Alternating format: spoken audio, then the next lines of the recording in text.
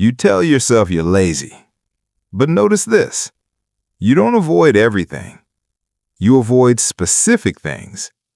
The email, the blank page, the conversation you keep rehearsing but never start. And here's the strange part. You want the outcome. You just can't bring yourself to step into the moment before it. Why does your body resist, even when your mind understands? From the outside, it looks like procrastination. From the inside, it feels heavier than that. You sit down to work, your phone suddenly becomes fascinating, your brain suggests cleaning, scrolling, reorganizing your life, not because those things matter, but because this moment feels uncomfortable. Over time, something subtle happens. You don't just delay tasks, you delay yourself. You start thinking, why can't I do what others do so easily? Your self-talk turns sharp. You label yourself unmotivated, undisciplined, broken, and that label quietly shapes your decisions. You aim lower. You hesitate to commit. You avoid situations where that familiar resistance might show up again. In relationships, you might delay difficult conversations. In work, you wait until pressure forces action. In private, you promise you'll fix it later, but later keeps moving. This isn't a character flaw. It's a pattern, a psychological one. Here's the reframe that changes everything. You're not lazy. You're protective.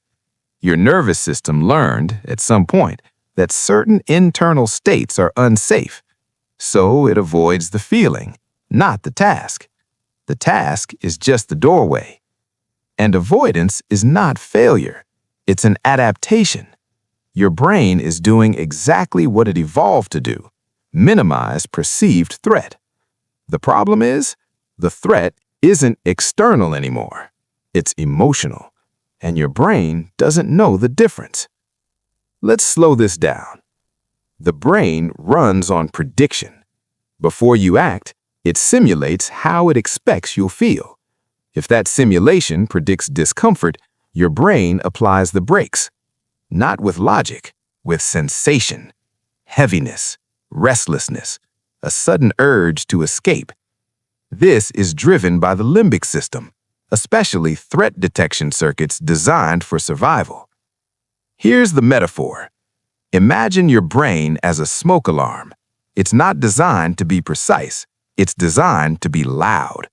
Burnt toast and real fire trigger the same alarm.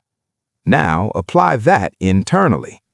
Past experiences taught your brain that certain internal states, uncertainty, shame, frustration, exposure, are dangerous.